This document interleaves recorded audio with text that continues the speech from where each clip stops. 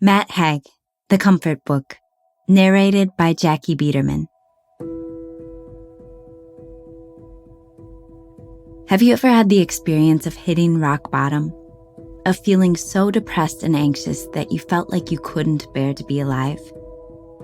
That's a feeling that the author Matt Haig knows very well.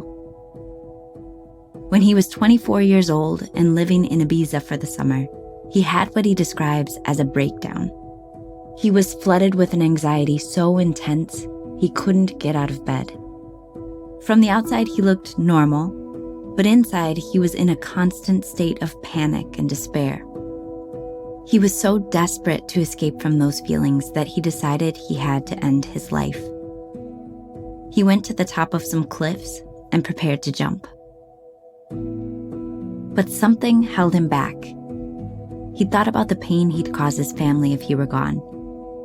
And in his toughest moments during the years that followed, Haig clung to what he calls life rafts, small comforts that gave him a momentary reprieve from his painful thoughts and reminded him of his own resilience. 20 years, 2 children, and many books later, these life rafts have carried Haig into a life he loves. Although he would be the first to tell you that there's no such thing as complete recovery, his life now looks very different from how it did when he was in the grip of his breakdown. What gave Haig a sense of comfort even as he was falling apart? What allowed him to keep going through years of severe depression and anxiety? That's what you're about to find out in these blinks. Whether you're feeling depressed or just want to develop your emotional resilience, prepare to draw inspiration from Haig's honest and sometimes unconventional advice. These blinks distill the Comfort Book into 14 key points or mantras, brought to life by an audio soundtrack.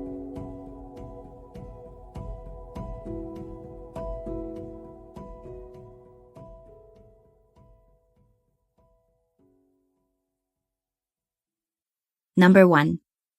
When you're lost, just keep walking. Imagine you're walking through a dark forest, crashing through the undergrowth. You can't see where you're going, and your skin is full of red welts from the mosquitoes swarming around you. Nothing looks familiar anymore. You're hungry, tired, and just want to go home. But how do you find your way? There will be times in your life when you're in that metaphorical forest, when all your carefully laid plans have gone wrong and you're faced with a wilderness you simply weren't prepared for. When that happens, just keep walking in a straight line, putting one foot in front of the other. Trust that there's a way out, even if you can't see it immediately. And know that while you're lost and searching, you're actually gaining valuable knowledge and skills. Think about it. You can't get out of a maze in just one try. You need to hit a few dead ends before finding which route will work for you.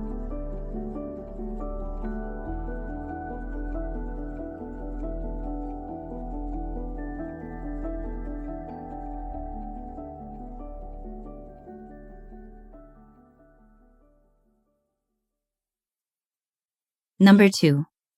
Don't believe everything your depressed brain tells you. Sometimes being depressed can feel like being stuck in the bottom of a valley. You can only see what's right in front of you, so you're unaware of the beautiful view that lies just up that hill. Depression whispers in your ear saying, "You will never get better."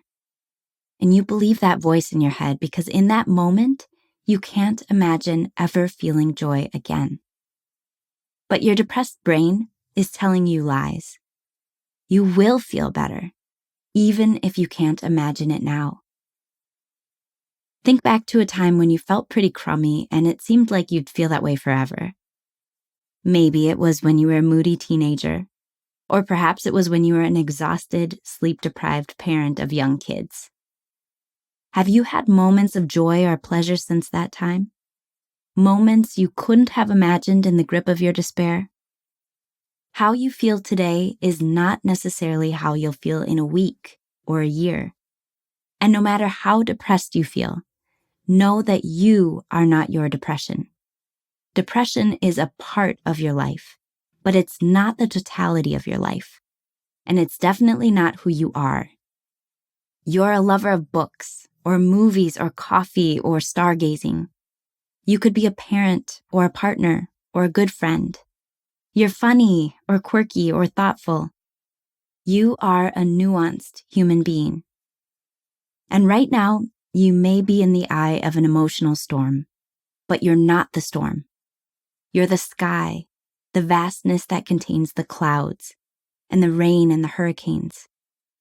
Weather changes, and so will your feelings. You're not destined for a lifetime of pain. You're someone who's in a lot of pain right now, and those feelings are real. But the things they make you believe about your future are not.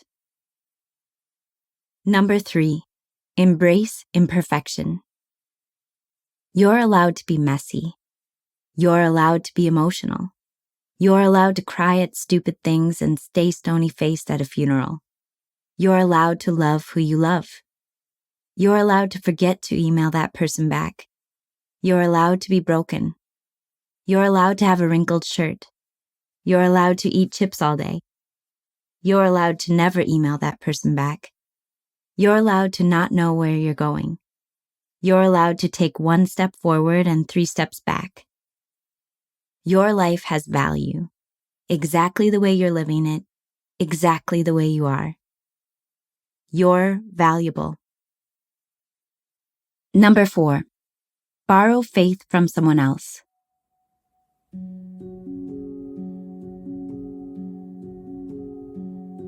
When your own world is very dark, it can be impossible to feel any faith in yourself and imagine that things will get better.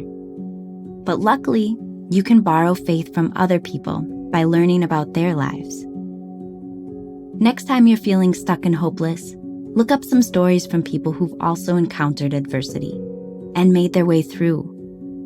People like Maya Angelou, the author and poet who survived an abusive childhood and became one of the world's most powerful activists and writers. Or Julianne Kapka, the sole survivor of a plane crash who managed to make her way out of the Amazon to safety at age 17. Hearing these stories of other people surviving and thriving can give us a vital sense of connection. Other people, amazing people, have had hard times. Learning how they made it through external obstacles and internal fears gives us a blueprint for doing it too.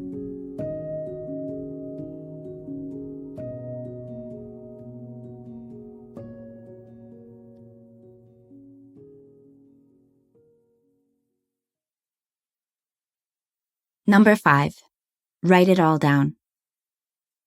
If your leg is broken, a cast and crutches signals to other people that you've been through something and are currently going through something. But mental illness is largely invisible. The way you look on the outside doesn't represent how you feel. Your insides and outsides don't match. Writing can be a bridge between the inner and outer you. It can be a way to put all your feelings into words that other people can understand, or a way to make sense of what's going on in your mind. People think that writing down bad things makes them worse, more real, but that's not true. Writing things down is just a way of expressing what's already there. And writing can be important for remembering good things too. Like when you have a real laugh with a friend, or find an inspiring quote, or realize that today you've had times of feeling inexplicably optimistic. Write those times down to savor them and to help you remember that it can get better. Number 6, just say no. Self-care isn't all bubble baths and candles. Often it's about being tough and having firm boundaries. It's about saying no. No, I don't want more cake. No, I can't help you. No, I don't agree it's all my fault. No, I don't want to work for free. No, I don't think that's selfish. No, there's nothing wrong with seeing a man cry. No, I can't forgive you. No, no, no. Every no makes a little bit of space for you to say yes to something else, to your mental health, to your self-esteem, to your joy. Saying no also makes space for people who are drawn to your clarity and respect your boundaries. People who don't want you to be anything more or less than you are. Number 7, get lost in music. There's something magical about music.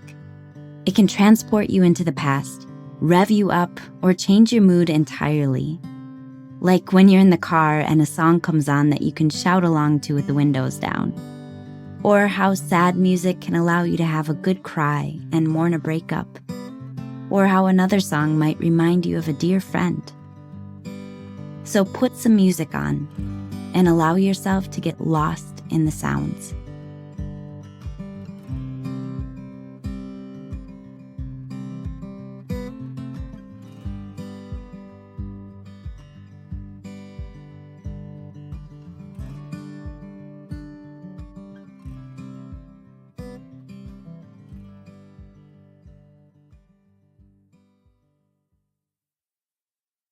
Number 8, find your own squad of gold saddle goatfish.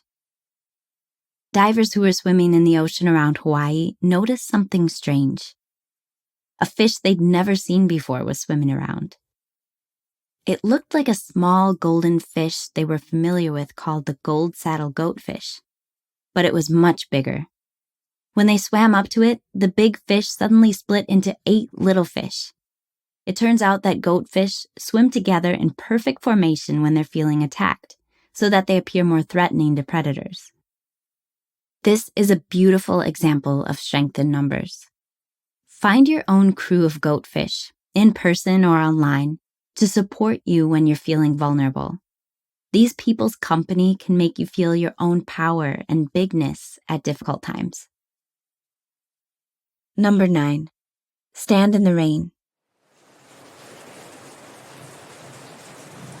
Have you ever tried to make it stop raining? Give it a go, shout at the sky, and shake your fist. It doesn't work, does it? You can shout as much as you like, but it will just keep raining. But there is something else you can do. Accept it.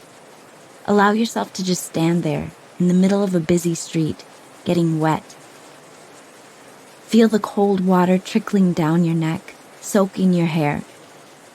Feel your clothes getting wetter and sticking to your body. At some stage, the rain will stop. Pain, especially mental pain, is a lot like that rain. You can try and shout at it or repress it or dull it with drugs, but it doesn't go anywhere. Until it does. Number 10, seek out wonder and cultivate curiosity. You want to know what the mortal enemy of anxiety is? Curiosity. That's because it's hard to be anxious and curious at the same time. As soon as you start wondering about something or someone else, you become anchored to the world instead of stuck in the scary world in your head. So look around you and practice cultivating curiosity. Eavesdrop on the fight happening at the table next to you, or Google something you've always wondered about, like how gravity really works. Along with curiosity, the most important antidotes to depression are wonder and delight. Staring at a beautiful starry night sky won't make you instantly shrug off the depression you're experiencing, but it will momentarily distract you. And the majesty and scale can be a reminder of what else is out there in the universe. Allow yourself to experience one wondrous or delightful thing every day. Study an old tree or listen to a beautiful piece of music. Allow yourself to sample a deliciously moist lemon drizzle cake or spend some time in nature. Collect small moments of wonder to sustain you along your way.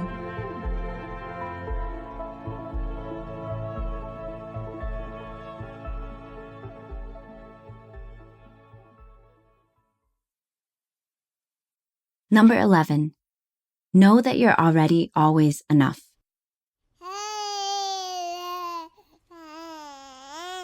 Babies are universally adored. They just exist, stare at us, blink from time to time, and demand food. And we love them for it. Nobody stares at a baby and thinks to themselves, if only that baby were wealthier or more popular, it would be a valuable human being. A baby's value is innate in its raw state, just like our value is innate. That's so hard to remember. The author always craved six-pack abs and popularity and success, and he's always been terribly insecure because, in his mind, he never measured up to those ideals. How do you measure your own worth? By how needed you are? How kind? How many Instagram followers you have? We've internalized the idea that to be worthy, we need to be beautiful, or have a perfect body, or be loved by other people, or earn lots of money. But that's not true.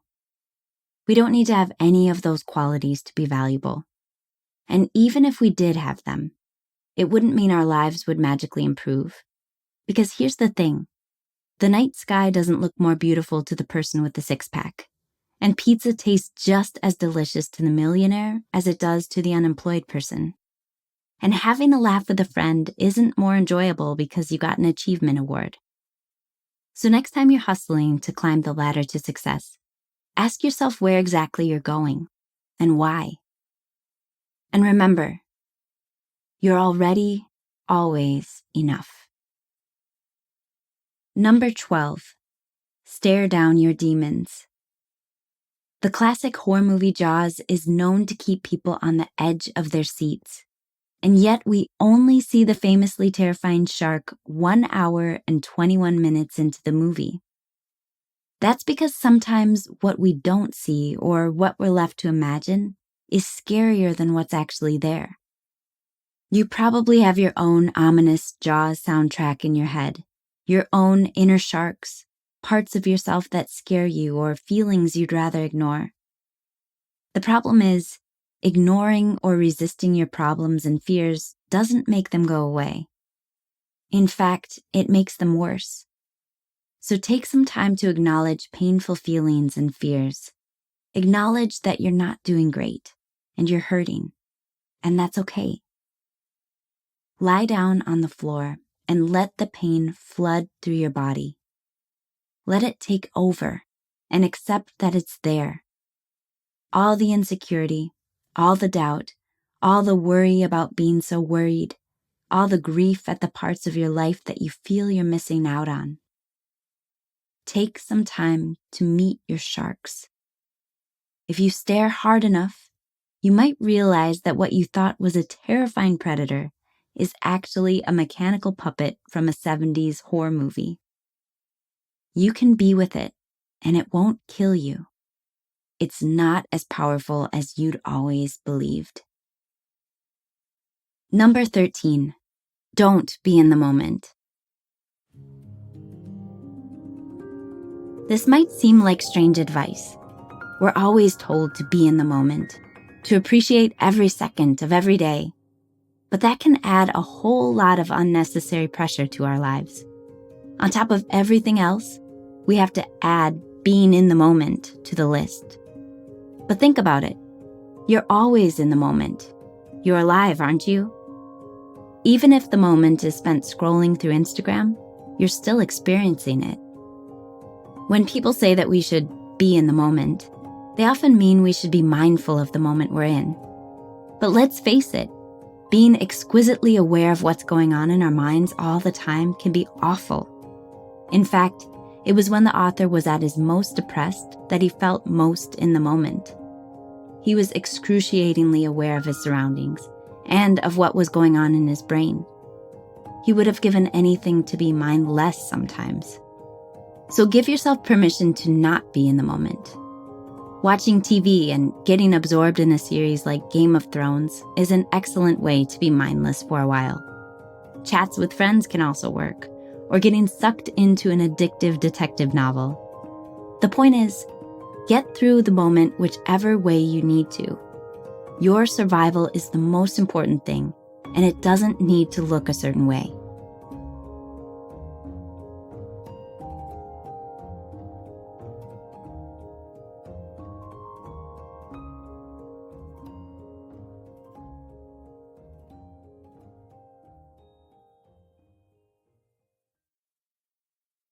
Number 14, cultivate irrational hope.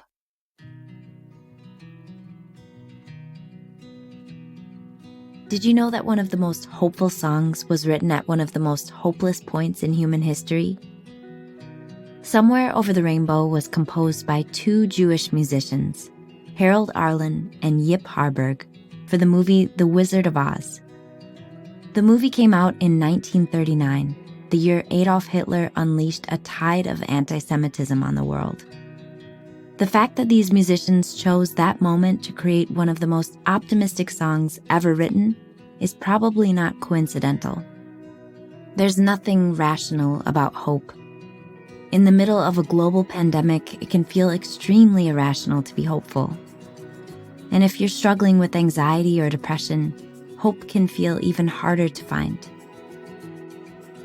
But you don't need to be cheerful or optimistic to have hope. It isn't about being naive or Pollyanna-ish. It's simply saying, I don't know what the future holds. And because so much is uncertain, it's entirely possible that things can get better. We can't predict what will happen next year, or even tomorrow. And yes, that can be scary. But if we're able to sit with the uncertainty, we realize we have just as much reason to be hopeful as we do to be fearful. And, as the author says, nothing is stronger than a small hope that doesn't give up.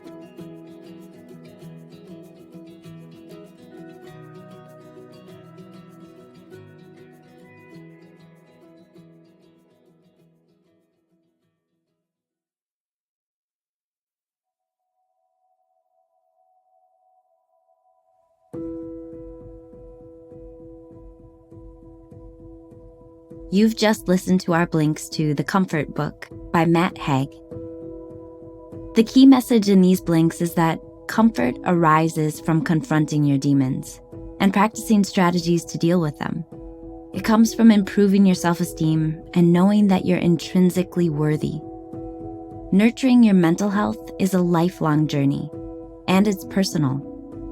Only you know what you need to sustain yourself through difficult times. And here's some more actionable advice. When you're having a tough day, make something. Making something is one of the most soothing things you can do when you're not feeling great. It could be a sandwich or soup or some music.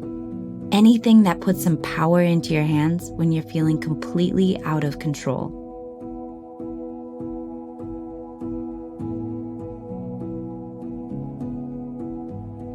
Thanks so much for listening, and take care.